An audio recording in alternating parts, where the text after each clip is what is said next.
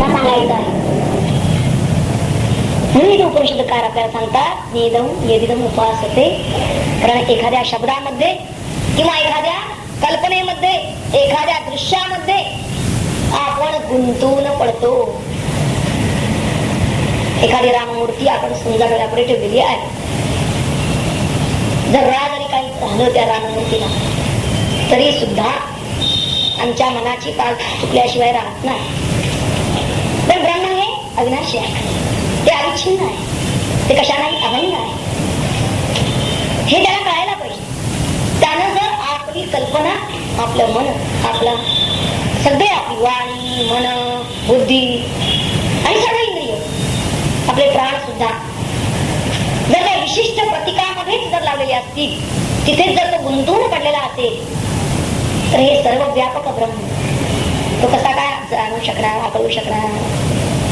आणि असं त्यानं गुंतून पडू नये, कारण हा अनुभव अत्यंत व्यापक आहे आणि हा व्यापक ब्रह्मानुभव त्यानं घ्यावा. यासाठी त्यांनी इथं नेदम उपासते असं म्हणलेलं आहे. इथं त्यांना उपासनेचा आमच्या निषेध करायचा नाहीये. जी काही आम्ही उपासना करत असू त्या उपासनेनं हे मिळणार नाही असं म्हणायचं नाहीये. तर हे म्हणून तू जे काही समजतो उपासनेत तेच आणि तेवढंच ब्रह्म नाही. तर सर्व ब्रह्म जर आहे असं जर म्हटलेलं आहे, सर्वं खलु इदं ब्रह्म, तर मग ते सर्व मध्ये ते पण आलं, पण तेवढंच नाही असं सांगायचंय का? नाही, ते आहे परंतु तेवढंच नाही. म्हणून तेच आणि ते इथं त्यांनी सकार वापरलेला आहे तो त्यासाठी आहे. कारण सगळ्याचे मी आधार आहे, निर्गुण पाहिजे निर्धार. म्हणून पहिल्यांदा उपासनेला काहीतरी आधार पाहिजे म्हणून आपण काहीतरी सगुण प्रतिकून देतो. तर आपलं अंतिम अत्युच्च शिखर जर आम्हाला गाठायचं असेल आणि तिथपर्यंत आम्हाला पोहोचायचं असेल तर ते आम्ही पोहोचावं या कळवळ्यानं त्याने आम्हाला हा पुढचा उद्देश केलेला आहे. ते म्हणतात नुसत्या त्या विशिष्ट मूर्ती, त्या राममूर्तीतच नुसतं तुम्ही गुंतून पडू नका, तर राम तत्वाकडे जा. असं तत्वतः त्यांना समजून घेणं हे महत्वाचं.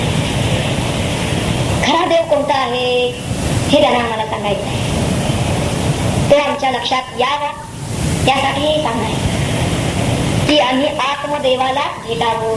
मग ते वाणीला भेटावं, मनाला भेटावं, चक्षुंनी भेटावं, प्राणांनी भेटावं. आपण सर्व इंद्रिय आणि सर्व अंतःकरण चतुष्टय, सर्व धर्म आमचे, सर्व भाव आमचे एकवटून जो या सगळ्याचा आधार झालेला आहे त्याच्याकडे जायचं आहे, त्याला भेटायचं आहे. कारण जो आधार झालेला आहे ते अधिष्ठानच आपण गाठणं. कारण ते अधिष्ठान म्हणजेच आपलं खरं स्वरूप आहे की सत्ता हेच आपलं खरं स्वरूप आहे. आणि तो आधार आपण व्हायचा आहे. आम्हाला आधार शोधायचे नाहीये, तर आम्हाला आधारच व्हायचा आहे. काय त्यांना सांगायचं आहे उपनिषदकारांना की तुम्ही आता आधार शोधत बसू नका, तर स्वयमेव आधारच व्हा. तेव्हा हे म्हणून जे जे काही आहे, ज्याचा ज्याचा आपण निर्देश करतो, जे जे जाणतो ते सगळं ज्ञात या कक्षेत जातं. ते कधीच ज्ञाता होत नाही. आणि जेव्हा आपण ज्ञाता ही भूमिका स्वीकारतो, जे जे काही इंद्रियांनी आम्हाला ज्ञात होणार आहे, म्हणजे गोचर इंद्रिय, गो म्हणजे इंद्रिय, इंद्रियानं ज्ञात होणार जे जे आहे ते कधीही आत्मवस्तू असू शकत नाही. गोचर सगळं अनात्म वर्गात जात, कारण ते सगळं विनाशी आहे. तेव्हा ज्ञान करून घेण्याची जी जी म्हणून साधनं असतील, वाणी, इंद्रिय, मन, बुद्धी वगैरे, या सगळ्यांच्या मागे ते ब्रह्म सगळ्यांच्या मागे आहे हे त्याच्या लक्षात यायला पाहिजे. आणि ही साधना म्हणूनच त्या ब्रह्माला जाणू शकत नाही. का समजू शकत नाही वाणी? कारण या सर्व वाणींच्या पलीकडे. तेव्हा ही साधनं ही शेवटी एकदेशी म्हणजे मर्यादित अर्थात ती खंडित स्वरूपात असतात, ती विकारशील असतात. म्हणूनच आत्मा कसा आहे? आत्मा हा सर्वदेशी आहे, तो एकरूप आहे, एकमेव आहे आणि तो विकारी आहे. अशा त्या आत्म्याला ही जाणू शकत नाही. या दोहोमध्ये अशा तऱ्हेचा भिन्न भाव असला. विकारी अविकारी, एकदेशी सर्वदेशी, खंडित एकमेव, अशा तऱ्हेचा भेद असल्यामुळे ही इंद्रिय असो, ही वाणी असो, हे मन असो, त्या ब्रह्मतत्वाला आकलन करून घेऊ शकणार नाही. हे त्यांना आम्हाला यातून सांगायचं आहे. परंतु त्या वाणी, ती वाणी ज्याच्यामुळे प्रकाशित होते, कारण ती शक्ती ज्याची त्याला कळती आहे. आपण जे बोलू शकतो ते कुणाच्या प्रकाशात, कशामुळे आपण हा संपूर्ण अखिल शब्द व्यवहार, हा वाणीचा व्यवहार करू शकतो. ती जी चित शक्ती आहे, ते जे चैतन्य आहे, त्या चैतन्याचा आभार, तो चिदाभार त्याला निश्चितपणे जाणवतो आहे. त्याचं एक रूप म्हणजे वाणीचा अखिल व्यवहार. ते म्हणतात त्या वाणीला जे आधारभूत चैतन्य आहे ते चैतन्य म्हणजे तदेव ब्रह्म, असं तू समज. ते आपण आणखी दुसरं कुठलं नाही. त्याच्या 5व्या मंत्रातही तरी म्हणलेले. आता हे सगळा हा जो एकत्र येतो, जो 4थ्या मंत्रापासून 4, 5, 7, 7 आणि 8 असे सलग जे मंत्र येतात, हा जो एक गट आहे मंत्रांचा, यामध्ये दुसरी ओळ जी मंत्राची येते ती तीच राहते. तदेव ब्रह्मत्वं विद्धि नेदैयदिदम् उपासते. पण फक्त वर्षावलीमध्ये त्यांनी पहिल्यांदा वाणी घेतलेली आहे, नंतर मन घेतलेलं आहे. क्रमानं घेतात एक इंद्रिय, प्राण असं सगळं घेतलेलं आहे. चक्षु, श्रोत्र आणि प्राण नंतर घेतले. तेव्हा या प्रत्येक मधून त्यांना जे सांगायचं आहे ते काय सांगायचं आहे ते आधी आपण पाहणार आहोत. त्याआधी 5वा मंत्र आलेला आहे, तर त्या 5व्या मंत्राचा उच्चार करूया आपण. यन् मनसा न मनसे एनाहुर्मनोमतं तदेव ब्रह्मत्वं विद्धि नेदैयदिदमुपासते. यत् मनसा मनसा न मनुते, मनसा मनानं, यत् म्हणजे जे मनानं, न मनुते मनुते समजू शकत नाही, मनानं कल्पना करता येत नाही.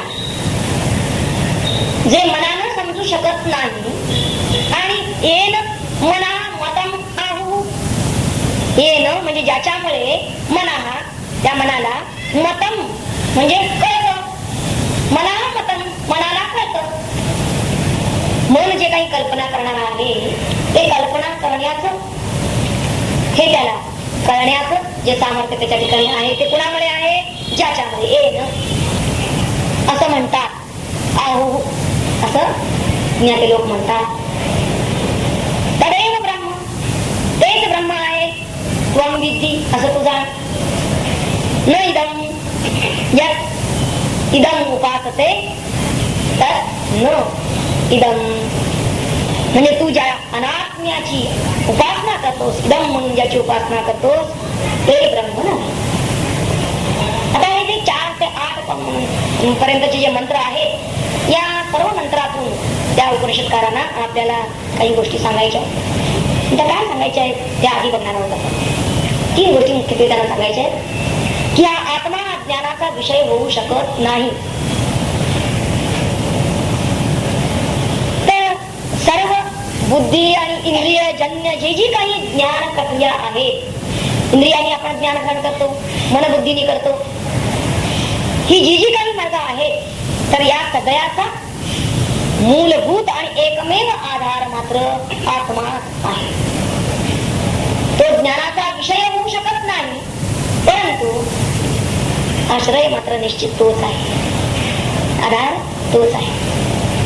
हा एक पहिला विचार त्यांना आपल्याला या संपूर्ण या मालिकेतून सांगायचा आहे की जी 5 मंत्रांची सलग मालिका आलेली आहे. दुसरा विचार असा आहे की हा वस्तुतः शरीराशी निबद्ध नाही, पण तरी सुद्धा तो सर्वव्यापी आणि अखंड एक रस आणि विश्वाधार आहे. केवळ शरीराला बंधित आहे. शरीराचा संग आहे का त्याला? नाही. तो कसा आहे? तो सर्वव्यापी आहे. आपल्याला काय वाटतं? आपण शरीरामध्ये आहोत तेवढेच आपण. आपल्याला सगळं असं वाटतं काय सगळं मीच आहे.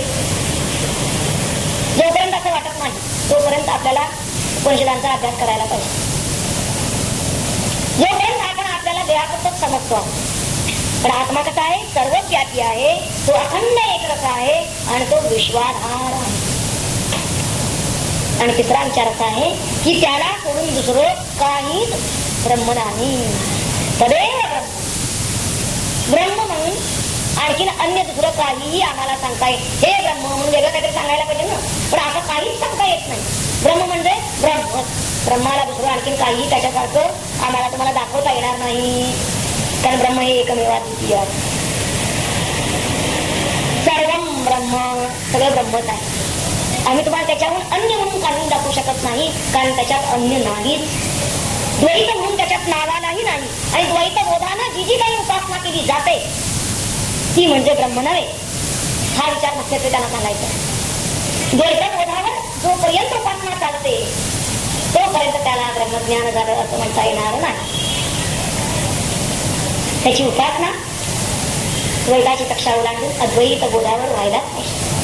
भले तो रामाची उपासना करे ना का, पण रामो भूत्वा राम म्हणजे मी कुणीतरी अमुक सोन्या आणि मी रामाला बघतो असं नाही.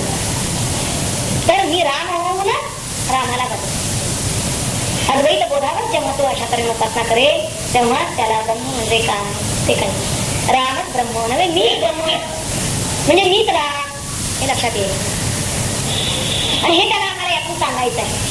या संपूर्ण सगळ्या मंत्रातून जर काय बोध करायचं असेल तर आता इथं हा जो मंत्र आलेला आहे जन्मनसा न म्हणते ना मनोमत,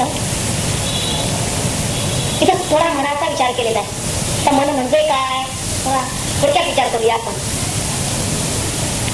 मन हा खरं तर विचारांचा एक अखंड असा कधी न संपणारा प्रवाह आहे असं म्हणायला हरकत नाही.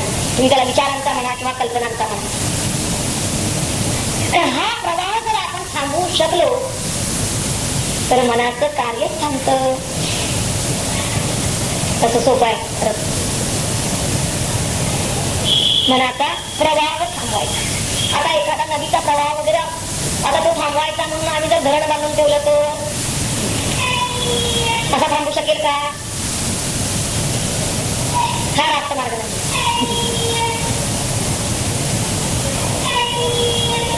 उगम जे आहे त्या उगमापर्यंत पोचायला पाहिजे त्यांना. जिथून ती नदी वाहत आलेली आहे. समजा एखादा झरा अगदी नदी नाही घेतली आपण, एखादा ओहोळ आहे तो वाहत आलेला आहे. आता हा ओहोळ कुठून वाहत आलेला आहे हे उदाहरण जरी सोडलं बाजूला तरी आपण एक साधारण बघतो की एखादा ओहोळ आपल्याला दिसला पाण्याचा की हा हे पाणी आलं कुठून. असा जर आपण शोध घेत घेत घेत गेलो तर कुठं पाईप फुटलेला असेल न तिथून ते आपल्याला शोध लागेल की या ठिकाणी छिद्र आहे, उगम इथं आहे. म्हणजे इथून पाण्याचा प्रवाह सुरू झालेला आहे. मग तिथे जेव्हा आम्ही ते बंद करून टाकतो त्यावेळी पुढचा प्रवाह सगळा आपोआप लागतो. पुढे आता पाण्याचा कष्टच येत नाही. म्हणजे कुठेपर्यंत पोहोचायला पाहिजे त्यांना आधी शोध घेत घेत. आणि शोध एकदा लागला की मग आता त्यांना काय केलं पाहिजे लक्षात घ्या.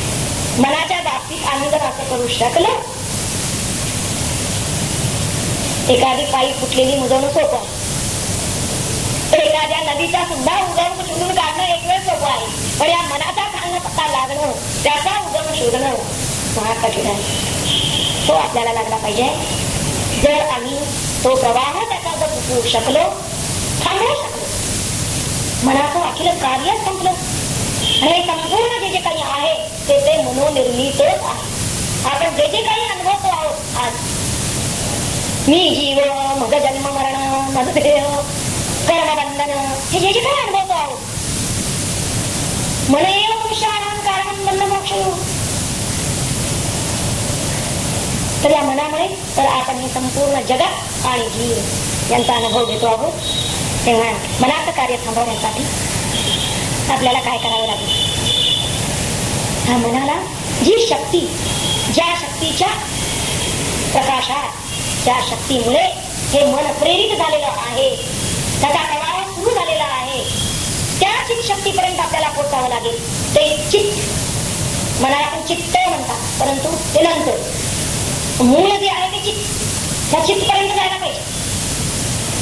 त्या मनाची गती कशी आहे ते साधं निमित्त उदाहरण जर आपण घेतलं, एखादी आपण व्यक्ती मेणबत्ती धरली हातात आणि तिचा जोरात गोल गोल फिरवायला लागलो तर आपल्याला एक एकदम गोल कडं अनुभवाला येत. सारखं फिरवत राहिलं तर गोल कडं ते फिरत आहे, सारखा तो प्रवाह, म्हणजे अग्नीचा सुद्धा प्रवाह आपण अनुभवायला लागतो. तसं मन हे आम्हाला काय काय अनुभव देतो, खरे खोटे तसे ते सगळे मनात कल्पित आहे, तसे ते अनुभव मिथ्याच असतात. आता हे जे आम्ही सोनेरी वर्तुळ अनुभवत असतो, त्याला अस्तित्व नसताना सुद्धा ते आम्हाला अनुभवाला येतं. आता जर आम्ही ते गोल फिरवायचं थांबवलं तर काय होईल, ते सोनेरी वर्तुळ काही आम्हाला, तो अग्नीचा प्रभाव काही आम्हाला अनुभवाला येत नाही. सोनेरी वर्तुळ ही नाहीच झालं. कशानं? ते आम्ही गोल फिरवायचं थांबवलं त्या मेणबत्तीला म्हणून.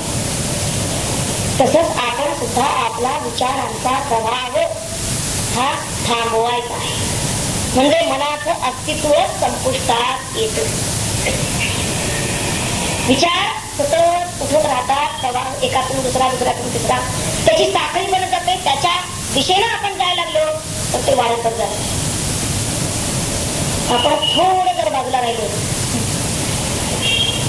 तर काय होतं, तो आलेला एक विचार जास्ती असं धावून धावून कुठवर जावे, तो जाईल तिथवर जाऊन द्यावं त्याला.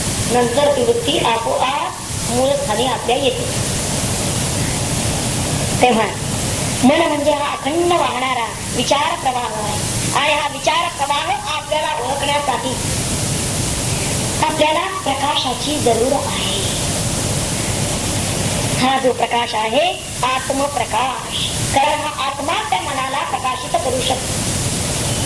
त्या प्रकाशाच्या मर्तीमुळे तर मन हे काय झालेलं आहे, गतिशील झालेलं आहे. त्याशिवाय मन काही गतिशील होऊ शकलं नसतं.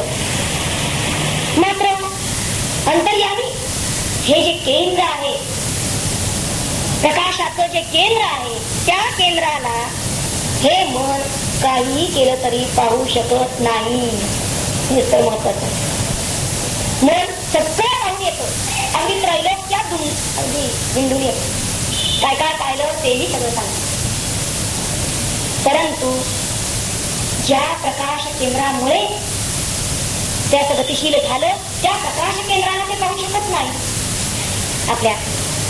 आणि ही आपली दृष्टी जी आहे तिला बहिर्मुख दृष्टी असं म्हणतात. त्याचमुळे तर आपण खर तर स्वयंप्रकाश असा जो परमात्मा म्हणजेच आपलं स्वरूप, त्या स्वरूपापासून दूर राहतो. काय होतं की त्या आपल्या स्वयंप्रकाश स्वरूपाचं, त्याच प्रकाशाचं परावर्तन या मनात, हे मन काय करतात, एखाद्या चकचकीत आरशासारखे परावर्तन त्या मूळ प्रकाशाचं याच्यात होतं. आणि परावर्तित प्रकाश किरणच आपण पाहत राहतो. आपण काय पाहत राहतो, आपल्याला वाटतं की आपण खरंच पाहतो, पण ते खरं नाही. आरशात बिंब दिसतं ते खरं आहे का, ते मूळ सूर्याचं नाही. सूर्याचंच प्रतिबिंब आहे पण मूळ बिंब नाही. तसंच परावर्तित प्रकाश आपण पाहणं म्हणजे ते मनानं जे जे काही कल्पना केलेलं आहे, मनानं आपल्याला बहिर्मुख होऊन जे जे काही दाखवलेलं आहे ते पाहत राहणं. जी जी काही मन कल्पना करतो त्यामध्ये आपण रमत राहतो. ही सगळी प्रतिबिंब पाहत राहतो. आता परावर्तित प्रकाश जर इतकं वैभव आम्हाला देतो आणि इतकं रमून जाण्या एवढं, तर मग तो मूळ स्वयंप्रकाश रूप असा चित्त, ते चैतन्य, त्याचं वैभव किती असेल असं जरा आपण विचार करायचा. तेव्हा आपल्याला जे मन इतकं सजेलदार, इतकं चैतन्यशील आणि इतकं जिवंत असं वाटतं, ते सुद्धा याच्याच मुळे आहे, याच्या प्रकाशामुळे, या ब्रह्मप्रकाशामुळे. कारण त्या चैतन्याच्या उगमापाशी याचा संपर्क आहे, नित्य हा त्याला जोडलेला आहे. तेजाचा तेजावरून निघाला, तेजीची असे लागला, त्याला रश्मी यायचा, सूर्याचा किरण त्या सूर्याशी नेहमीच जोडलेला आहे, युक्त आहे त्याच्याशी. सर्व हे म्हणून तसं पाहिलं तर ते जोडलेलं आहे म्हणून तर इतकं हिंदू शकतो. पण आपलं त्याकडे लक्षच नाही. ते जोडलेलं जिथं आहे तिकडे आपलं लक्ष जायला पाहिजे. ज्या आणि ज्या रूमाशी, ज्या केंद्राशी ते जोडलेलं आहे त्या केंद्रापर्यंत आपण जाऊन पोचलं पाहिजे. आणि असं जर आपण ते म्हणतात की मनानं असं ब्रह्मस्वरूप जाणता येणार नाही, म्हणून असं काय तुझे म्हणून त्याला काही जाणू शकत नाही. मन जर त्याला पाण्यासाठी म्हणून तिकडे वळलं, त्याच्याशी सम्मुख झालं की काय होईल? म्हणतच झालं. म्हणून इथं त्यांनी म्हणलेलं आहे मनाच्या सर्व शक्ती तेव्हाच कार्य करू शकतात जेव्हा मन आपल्या चैतन्याकडून नियंत्रित केलं जात. हे जग आहे. मनाच्या सगळ्या भावना आपण पाहतो या चैतन्याशी त्याचा जो संपर्क आहे त्याचमुळे या भावनांना सुद्धा अस्तित्व आहे. मन जर उलट फिरून त्या जाणीव तत्वाला जर सामोरं गेलं, हे जाण्यासाठी त्याला धैर्य खूप लागतं. आणि जर ते तसं सामोरं गेलं तर त्याच्यामध्ये स्वाभाविकपणे काहीही ग्रहण करण्याची शक्ती उरत नाही, पात्रता त्याची राहत नाही. मनाचं मन पण संपुष्टात येतं असं जात. आणि म्हणून ते मन बेट जायला तयार नाही. काय जायला तयार नाही? ते त्याला माहिती आहे की आपण असं जर केलं, पाठमोर बघितलं तर काय होणार आहे? आपणच खलास होणार. मागे अनेकदा दृष्टांत दिलेला आहे की माशी सर्व वस्तू पदार्थावर मी बसते, गोड असो आणखीन घाण असो, परंतु ती माशी अग्नीवर निखाऱ्यावर कधीही बसायला तयार नसते. तिला माहिती आहे इथं बसलं की आपलं मरण आहे. तसं या मनाचं सुद्धा आहे. मनाला माशीची उपमा दिलेली आपल्याला आवडणार नाही पाहिजे, पण तसं काय मग त्याला जसं चांगलं आवडतं तसं वाईट सुद्धा आवडतं म्हणून. आणि ते तसंच तेव्हा मग स्वतःहून बाह्य विषय वस्तूविषयी जाणून घेऊ शकत नाही. स्वतःहून कोणताही बाह्य विषय जर असेल किंवा वस्तू असेल बाह्य, तर ती मन स्वतःहून कधी जाणून घेऊ शकत नाही. पण ज्याच्यामुळे ते जाणून घेऊ शकतं किंवा त्याला जाणून घेता येतं ते फक्त एक ब्रह्मच आहे. तदेव ब्रह्म. मनाला ही शक्ती त्याच्यामुळे आलेली आहे. सगळं जे जे काही जाणून घेतं मन ते फक्त या ब्रह्मामुळे. म्हणून आपलं केंद्रस्थान शोधून काढण्याचा प्रयत्न आपण करायचा आहे. ऋषींचा उद्देश वास्तविक या मंत्रांमध्ये नास्तिकवाद्यांसारखा नाहीये. नैदैन्यदिदमुपासते असं म्हणण्यामध्ये तर त्यांना आपल्या उपासनांना किंवा श्रद्धांना अजिबात धक्का लावायचा नाही. तर जी चाकोरीबद्धता अशी आहे किंवा जी कृत्रिमता येत जाते उपासनेची, ठराविक उपासना करायला लागल्यानंतर त्या जो ठराविकपणा आहे, तंत्र म्हणा किंवा यांत्रिकता म्हणा अशी यायला लागते. आणि ही जी यांत्रिकता आहे, कृत्रिमता आहे, त्या कृत्रिमतेतून आपल्याला त्यांना बाहेर काढायचं आहे. साधकानं निश्चितपणे त्यातून बाहेर यावं आणि आपल्या सहज आणि स्वयंभू अशा स्वरूपाला त्या आपल्या केंद्रस्थानाला शोधावं. हा त्यांचा उदात्त हेतू आहे हे सांगण्याचा. तेव्हा आपल्याला आपला खरा देव कळावा यासाठी त्यांनी नैदैन्यदिदमुपासते म्हणलेलं आहे. खरा देव कोणता तो आम्हाला निश्चितपणे कळावा. आत्मदेव हाच आमचा खरा देव आहे आणि त्याकडे आम्ही वळावं. पुढचा जो मंत्र आहे बाकी असेल चक्षुषान पश्यति येन चक्षुंषि पश्यति तदेव ब्रह्मत्वं विद्धि नैदैन्यदिदमुपासते. यामधला उच्चार करत असताना जे ह्रस्व उच्चार आहे पश्यति, चक्षुंषि, क्षु दीर्घ आहे आणि शी ह्रस्व आहे. पश्यति शेवटला जर शब्द आला तर पश्यती नाही तिथे पश्यति, शी पण ह्रस्व आहे आणि पण ह्रस्व आहे. त्यानंतर यदिदमुपासते जी ह्रस्व आहे तिथे आणि नेदम, कारण कोणी य आलं तर औ असा उच्चार होतो. नेदम यदिदम होता, यात नेदम नाही, मुळचा उच्चार होत नाही तिथे. अनुवासिकाचा त्या उच्चार असा वर उचलायचा आहे. तेव्हा नेदम नेदम यदिदम उपासते, नेदम नव्हे. फक्त याचा थोडा अन्वय वाच्यार्थ बघून आपण थांबावं लागणार आहे. या चाक्षुषा, या म्हणजे जे, चाक्षुषा डोळ्याने, न पश्यती पाहू शकत नाही, जे डोळ्यानं आपण पाहू शकत नाही. आणि येन ज्याच्यामुळे चक्षुंशी पश्यती, डोळा पाहू शकतो सगळं जे जे काही आहे ते सर्व विषय वस्तू व्यक्ती पदार्थ मात्र त्यांना डोळा मात्र पाहू शकतो. हा श्लोक आपण पाहतो मंत्र 6. या चक्षुषा न पश्यती येन चक्षुंशी पश्यती तदेव ब्रह्म त्वं विद्धि नेदं यदिदम उपासते. आता आपण त्याचा अन्वय बघूया. या म्हणजे जे ब्रह्म याला उद्देशून त्यांनी म्हणलेलं आहे. चक्षुषा न पश्यती, चक्षुषा डोळ्याने, न पश्यती पाहता येत नाही. येन चक्षुंशी पश्यती, येन म्हणजे ज्याच्यामुळे हे चक्षुंशी पश्यती, हे डोळे आपल्या दृश्य विषयाला रूप विषयाला पाहू शकतात. पाहता डोळा ज्याला पाहू शकत नाही, परंतु ज्याच्यामुळे डोळ्याला दिसत पाहता येतो तेच ब्रह्म असं तू जाण. तदेव ब्रह्म त्वं विद्धि, तू जाण. नेदम यात इदम उपासते, जे लोक ज्याची पूजा करतात किंवा उपासना करतात, उपासते ते हे नव्हे, म्हणजे उपास्य म्हणून वेगळेपणानं द्वैत भावानं ज्याची उपासना केली जाते ते हे नव्हे, तर ते आपल्याशी इतकं एकरूप आहे, एक जीव आहे, आपलं ते स्वरूपच आहे, इथपर्यंत पोहोचायचं. आणि हे जाणून देण्यासाठी म्हणून की ज्या ज्या ज्ञान साधनांनी आपण जाणून घेत असतो, ती सगळी प्रमुख ज्ञान साधना इथं दिलेली आहे. वाणी झाली, मौन झालं, शब्दप्रमाणे पहिलं प्रमाण, नंतर अनुमान प्रमाणे दुसरं प्रमाण, आता तिसरं प्रत्यक्ष प्रमाण. प्रत्यक्ष म्हणजे इंद्रिय प्रत्यक्ष, म्हणजे डोळ्यांनी पाहणं, कानांनी ऐकणं, हे इंद्रिय प्रमाण आहे.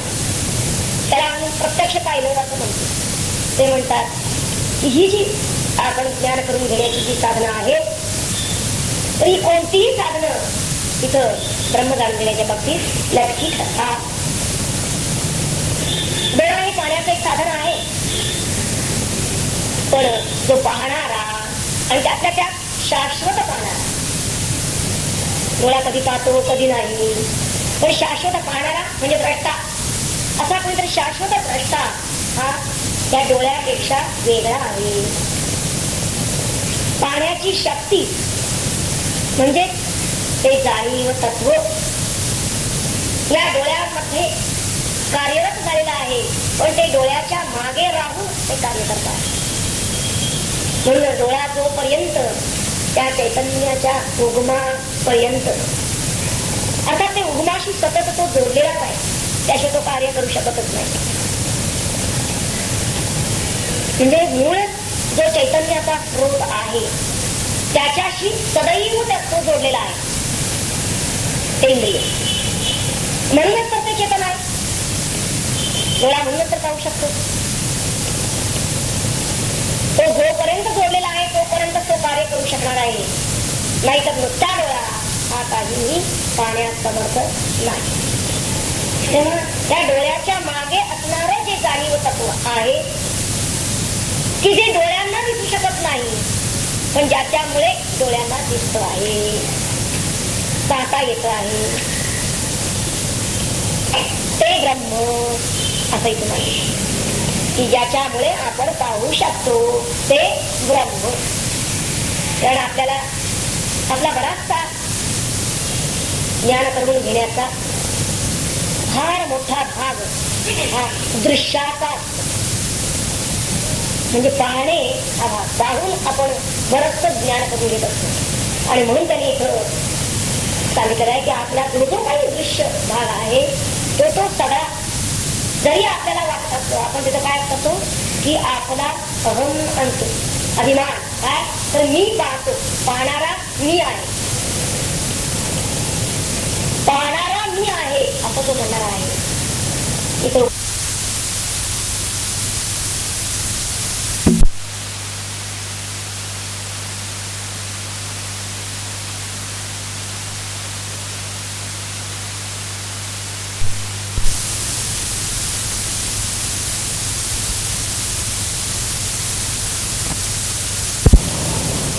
पाहणारा मी आहे असं तो म्हणणारा आहे.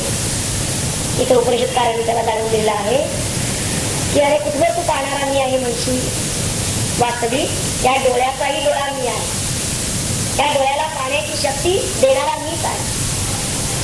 खरा पाहणारा कोण आहे? मी आहे. आणि तो जो खरा पाहणारा आहे ते ब्रह्म तू जाण असं इथं या उपनिषदामध्ये मंत्रामध्ये सांगितलेलं आहे. दुसरी जी ओळ आहे तिचा आपण समाचार घेतलेलाच आहे प्रत्येक वेळेला, तेव्हा पुन्हा शेवटी पाहणार आहे की तदेव ब्रह्मस्वरूपी नेलवून येतो ते ब्रह्म तुझा. इतर दुसरं द्वैत भावानं जे काही उपासक असतील ते ब्रह्म नव्हे. तसंच जसं डोळा हे इंद्रिय घेऊन रूप विषयाचं सांगितलं, तसंच कान हे इंद्रिय घेऊन पुढच्या मंत्रामध्ये ते शब्द या विषयाबद्दल सांगतात. हे सगळे आधी एकत्र तिन्ही मंत्र घेऊ आणि मग त्याच्यावर तो विवेचना पण सांगणार. यक्षोत्रेण न शृणोति येन श्रोत्रमिदं श्रुतं तदेव ब्रह्मत्वं विद्धि नेदं यदिदमुपासते. जे श्रोत्रेण म्हणजे कानाने न शृणोति ऐकले जात नाही, पण येन श्रोत्रम इदम श्रुतम, पण येन म्हणजे ज्याच्यामुळे इदम श्रोत्रम हे कान श्रुतम ऐकतात, काय शब्द ऐकतात किंवा ऐकू शकतात. तेच ब्रह्म आहे असं तू जाण, लोक ज्याची उपासना करतात ते नाही. आता इथं कान हे इंद्रिय केलं, प्रत्येक इंद्रियांची अधिष्ठात्री देवता, कानाची अधिष्ठात्री देवता आहे दिशा, आणि आकाश हे ज्याचं कार्य आहे. म्हणून तर आपण कानाने शब्द ऐकू शकतो, कारण आकाशाचा गुण आहे शब्द. पण केवळ एवढ्यामुळे म्हणजे एक अधिष्ठात्री देवता आहे, आकाश हे कार्य आहे म्हणून आपण शब्द ऐकू शकतो असं नव्हे. तेवढ्यानच ते कान ऐकण्याला समर्थ होतात असं नाही, तर त्या कानाच्या मागे असणारा जो चित्प्रकाश, जी चैतन्य ज्योती, तिच्यामुळे कानाला ऐकू येते. कानाला सगळे शब्द जरी ऐकू येत असले तरी सुद्धा अनाहत नाद जे आहेत ते ह्या इंद्रियाला ऐकू येत नाही. तो कान ते ऐकू शकत नाही, कारण हे अनाहत नाद हे आत्म्याचे शब्द, ते ध्वनी हे हा ब्रह्मध्वनी आहे. आणि म्हणून त्याचा ध्वनी हे कान ऐकू शकत नाही. अनाहत ध्वनी आपल्याला कानाने ऐकू येत नाही, मात्र त्याचं अस्तित्व जाणवतं. जो मुळात कानाचा शब्द विषयच होऊ शकत नाही, पण ज्याच्यामुळे कानाला मात्र ऐकू येतं, म्हणजे शब्द विषयाचं ज्ञान होतं, ते ब्रह्म आहे असं तू जाण, असं इथं म्हणलेलं आहे. म्हणजे ज्याच्यामुळे आपण ऐकू शकतो ते ब्रह्म, ज्याच्यामुळे जे ऐकतो ते ब्रह्म नव्हे, तर ज्याच्यामुळे ऐकतो ते ब्रह्म. म्हणजे या दुसऱ्याही या 7व्याही मंत्रामध्ये इथं एक इंद्रिय दिलेलं आहे, आणि त्या इंद्रियद्वारे आपल्याला कानानं आपण जर शब्द मुळात विस्तार याचा अफाट आहे, एका रूप विषयाचा आहे. आणि म्हणून डोळे आणि कान हे दोन दोन दिले देवानं आपल्याला. एका डोळ्यानं किंवा एका कानानं आपण पाहू ऐकू शकायला जरा अपुरं वाटतं, ठेवा की हे मुळातच हे विषय खूप विस्तृत आहे. म्हणून त्यांनी ते ग्रहण करण्यासाठी क्षमता सुद्धा आपल्याला दुप्पट दिलेली आहे. तेव्हा त्याचा समाचार इथं या 2 मंत्रात त्यांनी मुद्दाम घेतलेला आहे की कानानं आपण जे काही शब्दांनी खूप ज्ञान मिळवता येईल, परंतु श्रवण हे एक मोठं ज्ञानाचं साधन आहे. म्हणून त्याला इथं महत्व दिलेलं आहे त्यांनी मंत्रामध्ये. पण असं जरी असलं तरी सुद्धा त्यानं हे लक्षात घ्यायला पाहिजे की या स्तोत्र शक्तीच्या मागे हे ज्ञानाला करून देणारी जी चित्शक्ती आहे वास्तविक तीच इथं कार्यरत झालेली आहे. म्हणजे ऐकणारा कोण? शाश्वत श्रोता ते ब्रह्म. ऐकणारा मी नव्हे. मनुष्याची काय चूक होते? ऐकणारा मी. आणि यातून त्यांना बाहेर काढायचं आहे आपल्याला. आपण जी गफलत करतो, बोलणारा मी, पाहणारा मी, ऐकणारा मी, तर यातून त्यांना आपल्याला बाहेर काढायचं आहे. पुढचा मंत्र तर फारच महत्वाचा आहे, 8वा मंत्र. त्या मंत्रामध्ये ते काय म्हणताय ते पाहू आणि मग यावर सगळे करू. यत् प्राणेन न प्राणिति येन प्राण प्रणीयते तदेव ब्रह्मत्वं विद्धि नेदं यदिदमुपासते. यत् जे प्राणेन प्राणाने न प्राणिति गंधित होत नाही किंवा श्वसित होत नाही. प्राण न करणे म्हणजे गंध घेणे, हुंगणे किंवा श्वास घेणे, दोन्ही अर्थ लागू पडतात. कारण नाकाला आपण श्वासही घेतो आणि हुंगतो पण, आणि त्यासाठी वायूची अत्यंत आवश्यकता आहे. गंध घेण्यासाठी गंध हा वायूच वाहून देत असतो. तेव्हा इथं प्राण हा शब्द घातलेला आहे. पण ते म्हणतात एन प्राण प्रणीयते. पण एन म्हणजे ज्याच्यामुळे प्राण प्रणीयते. प्राण गंध घेऊ शकतात किंवा श्वसन करू शकतात, श्वास घेऊ शकतात, तेच ब्रह्म आहे असं तुझा. आणि लोक त्याची उपासना करतात तेही नाही. वास्तविक प्राण हे सगळ्यांना प्रिय आहे, पण त्या प्राणापेक्षाही अधिक प्रिय अशी एक वस्तू आहे की जिच्याकडे आपलं मात्र अक्षरशः दुर्लक्ष झालेलं असतं. ती इथं उपनिषदकार आपल्याला जाणून देतात. ती वस्तू म्हणजे ब्रह्मवस्तू, आत्मवस्तू. प्राणापेक्षाही अधिक आत्मवस्तू प्रिया. तेव्हा ज्याच्या योगे आपला श्वासोच्छ्वास चालू आहे, आपला श्वासोच्छ्वास किती मोलाचा आहे, तो आपला जीवनाधार आहे असं आपल्याला वाटतं. पण ज्याच्यामुळे हा चालू आहे श्वासोच्छ्वास ते ब्रह्म आहे असं उपनिषदकारांनी ते सांगितलेलं आहे. ते म्हणतात आपल्या प्राणांचा तो आधार आहे. देहाचा आधार प्राण आहे, पण प्राणांचा आधार आत्मा आहे. तेव्हा आत्म्यामुळेच तर या प्राणांना गती मिळाली आहे. प्राण सतत येतात जातात, गतिशील आहे. आणि ही गती नसेल, प्राण थांबवतो, जीवनात संपुष्टात येईल. ही गती कुणी दिली त्या प्राणाला? आत्म्याला दिली. म्हणून प्राण प्रणीयते येन, ज्याच्यामुळे प्राणाला प्रणीयते म्हणजे पुढे नेले जाते, असं ते ब्रह्म तुझा. वास्तविक लोक ज्याच्या मागे लागतात ते हे ब्रह्म नव्हे. जे ब्रह्म आम्ही जाणायचं आहे किंवा ज्याच्या मागे आम्ही लागायचं आहे ते ब्रह्म म्हणजे पहिल्यापासून जर बघितलं यद्वाद अभ्युदते असून तर ते वाणी नव्हे, यन्मनसा मन नव्हे, यत् प्राणही प्राण नव्हे, आणि चक्षु श्रोत्र वगैरे इंद्रियही नव्हे. इतकंच काय त्या इंद्रियांचे विषयही नव्हे, त्यांचे विविध आविष्कारही नव्हे. ज्यांच्या मागे आम्ही लागायचं आहे ते ब्रह्म वेगळं. ही साधनं जी आमच्यासाठी जो बनवतो, ज्यानं ही बनवलेली आहे, पण त्या साधनांचा त्याला काही उपयोग नाही. त्यांचा उपयोग करून घ्यावा असं त्याला काही आवश्यकता नाही, त्याला जरूर नाही. असं ते ब्रह्म, पण त्याचं ज्ञान वास्तविक हे खरं ज्ञान आहे आणि ते आम्ही करून घ्यायला पाहिजे.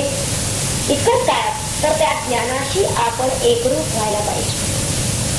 त्या एकरूप होण्याचं खरं सुख आहे. ह्या सगळा एकाच तऱ्हेच्या मंत्रांचा जो कथा आलेला आहे समूह, तो कशासाठी आलेला आहे ते आता पाहणार आहोत आपण. तसं पाहिलं तर मन, इंद्रिये, वाणी किंवा प्राण या सगळ्यांचे जे जे व्यवहार आहेत, त्यांचे जे व्यापार आहेत, आपलं सगळं जीवन हे यात्रच कायिक, वाचिक, मानसिक अशी आपली कर्म असतात. आणि ही कर्म म्हणजेच आमचं जीवन असं आम्हाला वाटतं. त्याच्या पलीकडे आम्ही काही फारसा विचार करायला जात नाही. आमच्या अस्तित्वाचं सर्वस्व यात आहे का? या सगळ्यात आम्ही आहोत, पण हे सगळं म्हणजे आमचं संपूर्ण जीवन सर्वस्व आहे का? हे एक एक विभाग होती आमच्या व्यक्तित्वाचे. आमचं बोलणं, आमचं पाहणं, आमचं करणं, हे जे काही असेल अनेक इंद्रिया, पण यामध्ये आमचं संपूर्ण अस्तित्व सामावलं गेलेलं आहे असं म्हणता येणार नाही. आणि आमचं अत्यंत स्वयंभू आणि उच्चतम असं जीवन, कारण त्यासाठी तर आपली धडपड आहे, हे यामध्ये आहे असं म्हणता येणार नाही. स्वयंभू नाही, कारण जरा यातल्या कुठल्याही बाजूला, यातल्या कोणत्याही गोष्टीला, कोणत्याही इंद्रियाला कशालाही धक्का बसला की तो व्यापार आमचा संपुष्टात येतो.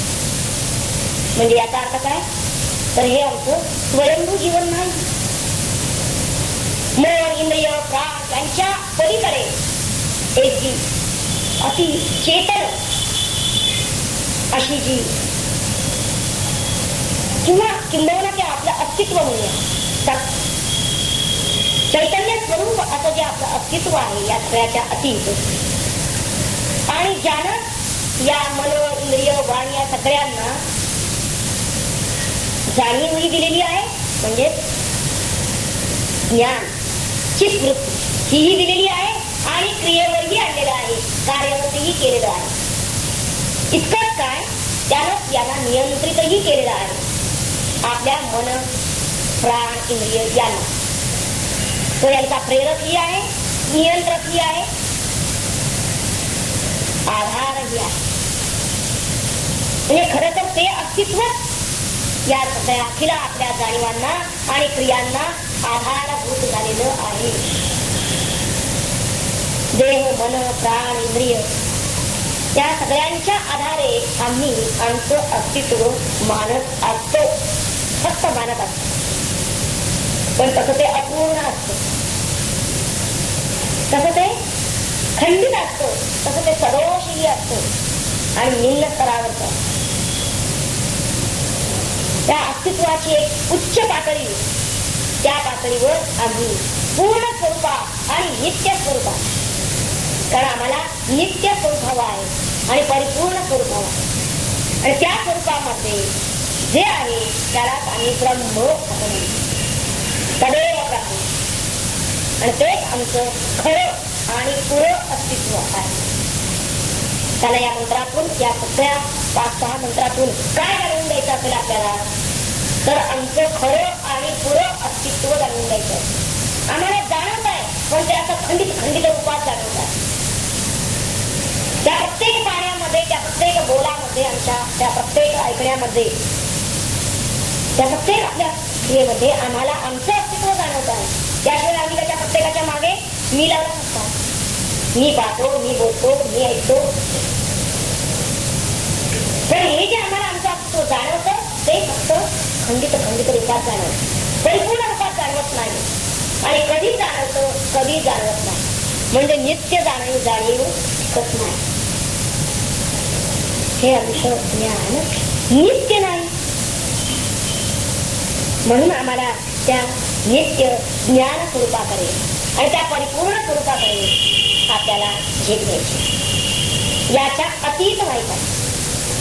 मुख्यत्वे मन, प्राण, इंद्रिय यांच्या क्षेत्रामध्ये त्यांच्या तंत्रानं आपण वास्तविक वावरत असतो. डोळा जिथवर पाहू शकतो तिथवरच आम्ही पाहतो. कान जेवढं ऐकू शकतात तेवढंच आम्ही ऐकतो. आता लाईट गेला की आम्हाला मागच्या लोकांना ऐकू येईल असं नाही. म्हणजे याचा अर्थ या इंद्रियांच्या, या मनाच्या, या प्राणाच्या, या वाणीच्या तंत्रानं, त्यांच्या अधीन होऊन आम्ही आमच्या जीवनात वावरतो आहोत. आणि आमच्या स्वसत्तेत वावरत नाही. परत काय आहे का, ज्ञानांच्या मध्ये आणि सामान्य जीवामध्ये हा फरक राहतो. ते स्वसत्तेत वावरतात, स्वयंभू अस्तित्वात आहेत ते. आणि आपण परत स्वाधीन आहोत. कुणाच्या अधीन आहोत? या सगळ्या देह, इंद्रिय, मन, प्राण यांच्या अधीन आहोत. ही आमची आवड. आणि ब्रह्म कसं आहे? ब्रह्म ते या सगळ्यावर सत्ता गाजवणार आहे. मन, प्राण, बुद्धी, इंद्रिय या सगळ्यांच्यावर सत्ता ते गाजवतं. ही ब्रह्माची अवस्था. म्हणून आम्हाला आमच्या अवस्थेतून ब्रह्माच्या अवस्थेत पोचायचं. आता हे कसं पोचायचं हा प्रश्न आहे. आमची आजची अवस्था म्हणजे या प्रवृत्तीच्या व्यापारांच्या अंकित आम्ही आहोत. आणि ही कनिष्ठ अवस्था आम्हाला टाकून द्यायची आहे आणि आम्हाला त्या ब्रह्मासारखं, त्या आत्म्यासारखं सत्तेत राहायचं आहे. आपल्या सत्तेत, आत्मसत्तेत राहायचं आहे. आता ही अवस्था प्राप्त करून घेण्यासाठी आम्हाला काय करावं लागेल? त्या मंत्राने आम्हाला काय निर्देश केलेला आहे तो आम्हाला पाहिजे आहे. यात काहीतरी एक सूचितार्थ आहे आणि तो सूचितार्थ आम्हाला हवा आहे. जसं बोलणारा मी, पाहणारा मी, ऐकणारा मी, कल्पना करणारा मी, इतकं काय श्वास घेणारा हे सगळे जे आहेत कसा मी. आम्ही कसा केलेला आहे? हा सापेक्षतेने त्याचा विचार केलेला आहे. विचार करण्याची आमची पद्धती कशी आहे? आपल्या पद्धतीतच बदल करायचा. आम्ही आमचा विचार, स्वतःचा विचार सापेक्षतेनं करतो. म्हणजे काय? म्हणजे आम्ही कोणत्या ना कोणत्या तरी उपाधीच्या सापेक्ष विचार करतो. कानाच्या सापेक्ष आम्ही म्हणतो मी ऐकणारा, डोळ्याच्या सापेक्ष आम्ही म्हणतो मी पाहणारा, वाणीच्या सापेक्ष आम्ही म्हणतो मी बोलणारा. म्हणजे इथला मीचा विचार कसा आहे? सापेक्ष आहे, उपाधिक आहे. पण मीचा कसा आहे? निरुपाधिक आहे, उपाधी विनाश आहे. आणि उपाधी वनात मी माझा विचार करतच नाही. काय करायला पाहिजे? मी यासाठी मला मनाच्या अतीत जायला पाहिजे. प्राण ही क्रिया करतात, तर प्राण क्रियांच्या अतीत जायला पाहिजे. डोळे दृश्य पाहताय, दृश्याच्या अतीत जायला पाहिजे. आणि वाणी किंवा कान हे शब्द ऐकताय, वाणी हे शब्द बोलते आहे, तेव्हा शब्दातीत होऊन आपल्याला मीचा विचार करायला पाहिजे. मी माझा विचार जर असा मनातीत होऊन, क्रियातीत होऊन, शब्दातीत होऊन, दृश्यातीत होऊन जर करू लागलो तर माझ्या अस्तित्वाचा, खऱ्या अस्तित्वाचा, माझ्या सत्ता मला पत्ता लागेल. तेव्हा मी उपाधिमुक्त व्हावं ही यांची कळकळ आहे उपनिषद करायची. उपाधीतून आपण मुक्त व्हावं त्यासाठी त्यांनी आपल्याला या सर्व मंत्रांमधून ज्याच्यामुळे मी पाहू शकतो, ऐकू शकतो, बोलू शकतो, हुंगू शकतो किंवा श्वास घेऊ शकतो, म्हणजे माझं जे काही ज्ञानाचं उगमस्थान आहे ते उगमस्थान आहे कुठे? याचा शोध घ्यायला त्यांनी आपल्याला प्रवृत्त केलेला आहे. ते मूल स्रोत कुठे आहे, ते केंद्रस्थान कुठं आहे, हे आम्हाला आधी माहित व्हायला पाहिजे. आणि त्या केंद्रस्थानाकडे त्यांनी बोट दाखवलेला आहे, या मंत्रामधून निर्देश केलेला आहे. त्याला चुकीचं काय करायचं आहे, तर ते केंद्रस्थान, तो मूल स्रोत पहा. नाहीतर काय होईल, आयुष्यभर आम्ही खोदकाम करत बसलो आहोत, पण त्या खोदकामाला, त्या साधनेला आमच्या काहीतरी अर्थ यायला पाहिजे, प्राप्त व्हायला पाहिजे, सार्थक व्हायला पाहिजे आयुष्यात. जन्मभर आम्ही खोदलो, पण चुकीच्या ठिकाणी. मग काय होईल, ते श्रम व्यर्थ होतील. जीवन आपलं सफल होण्यासाठी म्हणून नेमकं ठिकाण आपल्याला शोधता आलं पाहिजे, ते अधिष्ठान आपल्याला कळलं पाहिजे, आणि आपलं खरं आणि पुरं अस्तित्व आम्हाला कळावं. आणि कळल्यानंतर तिकडे आम्ही वळावं. एवढ्यासाठी या केनोपनिषदाच्या पहिल्या खंडामध्ये हा सलग मंत्रांचा समूह आलेला आहे. पुन्हा पुन्हा पुन्हा पुन्हा ते त्यांना सांगितलं, तदेव ब्रह्म. तदेव ब्रह्म ही आवडती पुन्हा पुन्हा करण्याचं कारण की हे करून तू बाकीचं खोदकाम करूच नको, एक ते ठिकाण तुझ्या अंतरीच आहे, आणि ते तिथंच तू खोद, शोध तिथंच घे. जे जे काही या बाह्य इंद्रियांकडून, बाह्य विषयाकडून जे जे काही तुला ज्ञान मिळतं आहे, त्याच्यावरून तू अनुमान करत याचा शोध घेऊ नको. तर याला शोधायचं असेल तर अंतर्मुख व्हावं लागेल. त्या डोळ्याचा डोळा कोण, त्या कानाचा कान कोण, त्या प्राणाचा प्राण कोण, त्या मनाचं मन कोण, याचा शोध. आणि हे या केन उपनिषदामध्ये पहिल्या खंडात त्यांना सांगायचं आहे आपल्याला. आणि हा शोध एकदा तो जर आता अंतर्मुख झाला, मुळात खरी तयारी हीच असते की आपण अंतर्मुख व्हावं लागतं, आणि त्यासाठी बहिर्मुखता त्यांना सोडायला. बहिर्मुख गोष्टीमध्ये, इतक्या बाहेरच्या विश्वामध्ये तो का रमतो, चुकीचं ठिकाण त्यात तो भरकटलेला आहे. बरोबर म्हणतात तो चुकीच्या जागी तो हिंडत बसलेला आहे, आणि त्याला त्या रस्त्यावरून वळवावं, मागे वळवा. कारण हा आहे कुठे, मागे. त्यांनी सांगितलं तर डोळ्याच्या मागे आहे, कानाच्या मागे आहे. तो मागे आहे तर तिकडे वळला पाहिजे तो. आणि हे वळवण्याचं काम केन उपनिषदाच्या पहिल्या खंडाने केलेलं आहे. आपल्याला कळतं सगळं, पण आपण वळत नाही. खरी चूक जर काय असेल तर हीच असते.